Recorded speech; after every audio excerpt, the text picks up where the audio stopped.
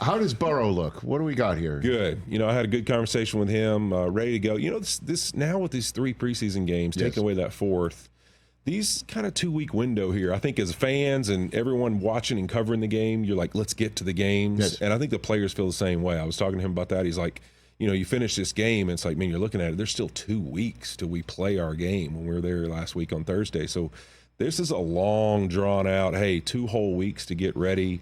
Even more time than you have. Think about when you have a bye week in the season that feels long. This is even longer than that. So guys just are itching to play, and that's what he was like. You know what? There's a couple things to get ready. I'm ready to game plan. I'm ready to focus on one opponent and say, hey, let's go play in a game and try to win. Get past this camp stuff and let's go. Is it true he can't throw 3 days in a row? Is that true? You know what?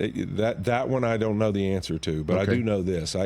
He is locked in, and there's a different feel to their team. I mean, I've been around them the last few years. What do you mean? You can tell defensively, like talking to Lou Anarumo, I think last year, he didn't feel like they communicated as well as they probably could have, and it wasn't what he was used to. Losing Von Bell, losing Jesse Bates, some of those guys in that secondary. When you start to do that, it's just like offensive line play a lot of time for those guys. Communication, a feel for one another, being able to kind of know how to play off of each other.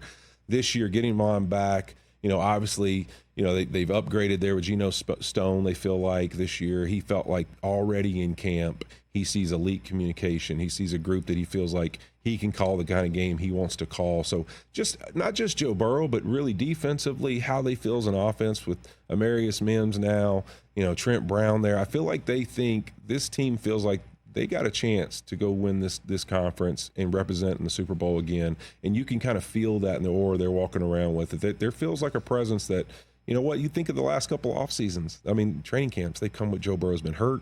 He's had surgery. He's had a calf. He's all these things. When they're walking into week 1, they're not real sure who they are. They felt pretty confident who they think they are. And the other team that was there that night is got another quarterback who had an injury-marred season-ending injury last year, and Anthony Richardson. We had Shane Steichen on the show yesterday. He's the best, man. Dude, he was like jumping through the screen. And last year, first year as a head coach, he was kind of a little bit more close to the vest. Yeah. We saw a side of him yesterday where he was just gushing about Anthony Richardson, who had quite a night on Prime Video, where nice drive and then a pick 6. Yep. So what do you make of Indianapolis's chances? Because that changes the tenor of the AFC South if they are very good. I think Shane Steichen is crazy impressive. I got a chance to visit with him some, and even after the game, to the same thing. He kind of I just went up to say, hey, it was good seeing you again, blah, blah, blah. And he walks over, and I'm like, well, you know this. It's like, hey, I got to go on the set right now. Right, yeah. But, yeah, and he just kept talking. And I'm like, oh, this is great. So it's like kind of getting a chance to hear him, how pumped up he was to get his guys out there. But yeah, I think with Anthony Richardson, it's just going to take time.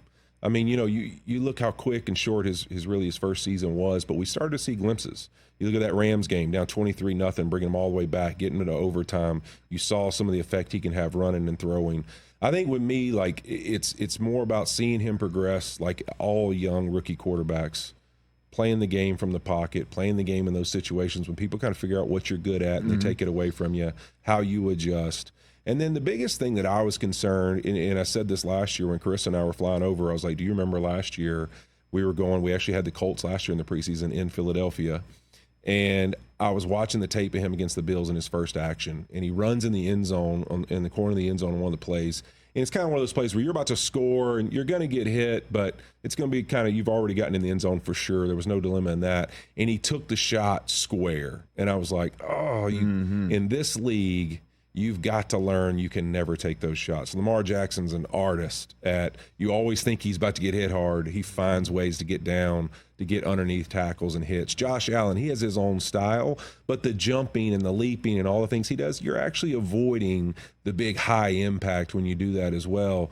And the fact that he took that shot, it made me concerned for him because you've got to have a feeling for that in this league. And if you don't avoid those shots, you're going to get injured a lot.